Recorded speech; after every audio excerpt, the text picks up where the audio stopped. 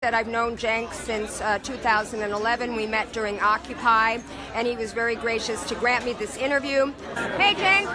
Hey, Lauren. How you doing? Good. How are you? Rock and roll, sister. So, you know, I'm doing a debate of all the Senate candidates, and Alison agreed to do it. Okay. And they're all going to do it on my show. It seems lovely. Yeah. Okay. So why don't you tell us how you got the idea to run a candidate from the Young Turks to challenge Dianne Feinstein? What was the thinking behind that? So she's a Justice Democrat candidate, not a Young Turks candidate. I support her 100%, and I'm her campaign advisor. But all the other hosts don't have to support her. So it's not a company thing. It's just a me thing. I'm supporting her because, and so are the Just Democrats, because she worked for 5 years in money in politics, and that's the #1 issue. We got to get money out, and I think she's just the best possible candidate for that. So was it your idea that she run and you went to her, or did she come up with the idea and go to you? We were on a call together, so I don't remember who said what, but either way, we both agreed that it was the right idea. I mean, we both thought about it for a long time, Justice Democrats and Alison thought it was a good idea, and the Justice Democrats thought it was a good idea. When you take a candidate who's Alison, who is a great person, a great progressive, I know her from WolfPack, and you promote her, you know, not only does Justice Democrats get behind her and send out an email, but you promote her on the Young Turks, and she raises like $157,000 in 2 days. Don't you think that's sort of like your media empire, quote unquote, putting the thumb on the scale? I mean, in the same way that, let's say Rachel Maddow decided to run, God forbid, and MSNBC supported her. Is that a fair or unfair analogy? But Rachel's an employee of MSNBC, so it's a little bit different, whereas Alison's not an employee of the Young Turks. So, yes, us supporting a candidate makes a difference. It's true. And that's a great thing because we're really, really progressive. And so the other side, which I would say is Feinstein and the establishment Democrats, have gigantic advantages. They have all the corporate money in the world, and we don't have any of that. All we have is our audience. So I think it's fair that we ask our audience if they'd like to support someone, that they could put their small donor money behind them. Now, David Hildebrand has been in this race since March. He's a progressive, and my understanding is he applied to be a Justice Democrat and was not considered because he's a man. Can you explain that? So, the idea that he was not accepted because he's a man is preposterous. Almost half of our candidates are male, so it is not a disqualifier. That would be bizarre, and that would mean that all 32 of our candidates are female, which they are not. So, no, the Just Democrats have to make really hard choices about who they think are the best candidates. That is true. There's just no way around it because there's only one person we could run in a race. And David's a good guy. There's nothing wrong with David. I saw his interview with Jimmy Dore. He's a really, really good guy. But because you're the first in the race doesn't mean that you're necessarily the best candidate. And if he objects to that, of course he will. And I empathize with him. I understand that. And if there's people who support him and think he's the best candidate, I empathize with that.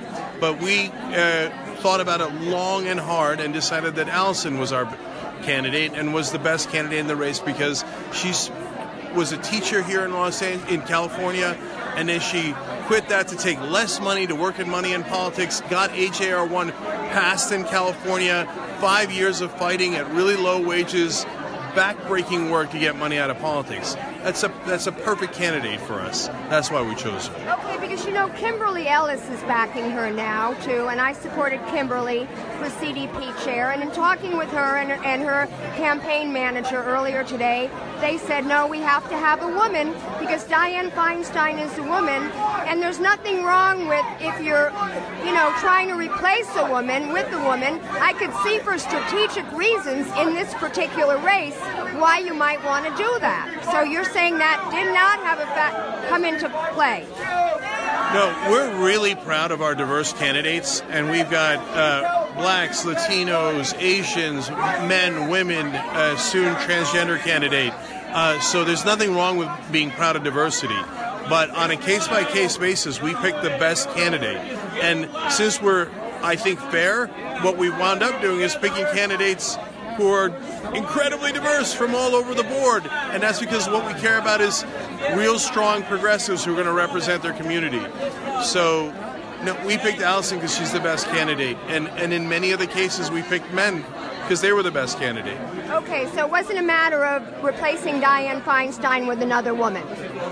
Look, it's a wonderful thing to have a bigger percentage of the Senate be women. That's a wonderful thing. And that's a nice add-on. But Alison's the best candidate, period. And so the fact that she's a woman, wonderful, wonderful. But it is not determinative. Now, I want to ask you one more final question about Wendy Reed, because I was involved with a group of people that contacted Justice Democrats about Wendy Reed because I had dealings with her when I was running LA for Bernie. And I'm not going to get into all the negative things that you already heard about, but can you tell us about your process for rescinding that endorsement? So, look, we have to make really hard decisions, both in who we pick and then in rare cases like Wendy, when we have to decide to part ways. And these are not easy decisions. And so we were open and responsive to the community, and progressives that we know and trust came out in big numbers on that issue, and we heard them. And so it doesn't mean that any one person or group of people will get to determine what the organization does. But I hope that we were rightfully responsive in that case to people's legitimate concerns. Okay, I lied. I have one more question. About WolfPack, you want to have a constitutional convention to overturn Citizens United. You and I discussed this after Occupy 6 years ago next month. We had a big dinner, and you have a very valid reason for why you want to do that. Common Cause, which is a venerable good government organization out of Washington, D.C., disagrees. And you had a big brouhaha with them last year, where you went as far as to encourage people not to donate to them. Do you think that may have been going too far? No. I think Common Cause is not only useless but counterproductive. They fight us harder than anybody at the state level. They destroy the work of our volunteers that have spent years and years trying to get money out of politics. They claim they want to get money out of politics. They have no viable path to do that. They're not even trying. When they do try, they try to fight us and destroy the one path that actually can get to an amendment, which is a convention. So, no, I don't regret anything that I did with Common Cause, except maybe I should have gone harder. But you don't think there's a legitimate difference of opinion as to their big beef, which is shared, by the way, with Lisa Graves' organization, Center for Media and Democracy, and also Robert Reich, who is the chairman of the board of Common Cause, that there could be a runaway convention. That is a legitimate concern. Do you not concede that it might be? So here's my takes on that. First of all, I love Robert Reich, bless his heart. I think that on this issue alone, he is greatly misguided, and I think that it is partly because of the other folks at Common Cause that he has come to this position, but that's up to him to decide and not me. Can there be legitimate disagreement on this issue? Of course. But what we asked for, and this is really, really important, we asked Common Cause to not fight against other progressive groups, that if they're going to have time and energy and resources, that they fight for progressive causes. Instead, they chose to fight against progressive causes and to go and proactively use their lobbyists at the state level to fight against a call to get money out of politics through a convention. So we didn't strike first. In fact, we went to them and pleaded with them, please don't do this, you're starting a fight. We've had volunteers spend years and years, blood, sweat, and toil to get this far, and then you have one lobbyist call, usually a Speaker of the House or a state Senate leader, and you kill the bill without a vote. I mean, at a bare minimum, can we have a vote? Can we have a Democratic vote? And they say, no, we're going to use our lobbyists, and we're going to kill your bills. So I didn't start the fight, but I'll end it. But it doesn't concern you that the Koch brothers are also working to have a constitutional convention. See, that's exactly my point. the Koch brothers fought us in New Jersey because they hate our convention, because they love money in politics. And we defeated them in New Jersey. We got 200 young people to show up, and we defeated the lobbyists, okay? Now, the Koch brothers want a convention on a different topic. If you could combine the topics, then the Koch brothers would be on our side and say, oh, great, do the one on money in politics, and sneak in the balanced budget. But you cannot combine the topics. They already have enough calls in Congress. If they wanted, they could call it tomorrow. But they only have 28 on the balanced budget, and they need 34 on a single topic. And so, again, I love Bob Reich, but he's wrong. If he was right, we'd have the convention tomorrow. The reason why the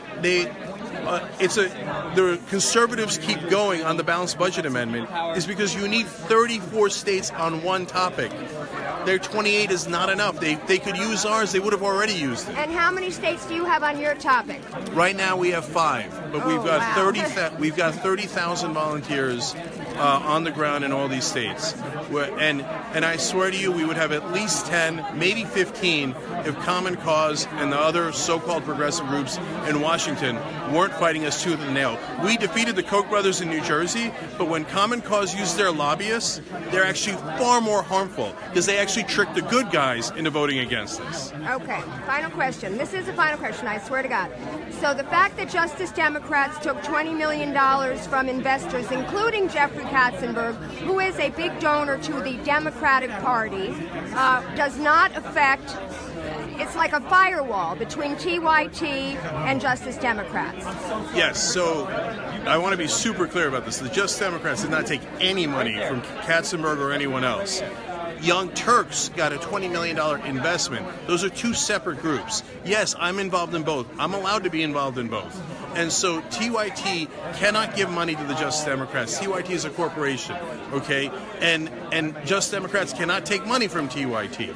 So the money that TYT has to build a website, an app, a sales team, all the different and more programming, that was what the investment was for. And Katzenberg and the others now know that we don't agree on some issues politically. And they're great guys. I have a wonderful relationship with them. On some issues we disagree. That's okay, because their investment doesn't have to do with politics. It has to do with the media, okay? Justice Democrats doesn't have to do with that. Okay, well, Amazon, which is owned by Jeff Bezos, has a $600 million contract with the CIA, and Washington Post, which is also owned by Jeff Bezos, has become the biggest propaganda arm for the deep state. So it is possible that having the same owner could make, not to say that you're Jeff Bezos, but you see the analogy. I do and I don't, Lauren, because I don't own the Justice Democrats. And in the last week, they've done 2 things that I disagree with. That's okay. We're a big organization. There's obviously internal agreement and disagreement on issues. And I'm a board member, and that's it. So what are the 2 things you disagree with? I'm not going to get into that. Those are internal deliberations. All right. Thank you. Thank you so much. We really appreciate your time here on the Robust Opposition. All right. Thank you. All right.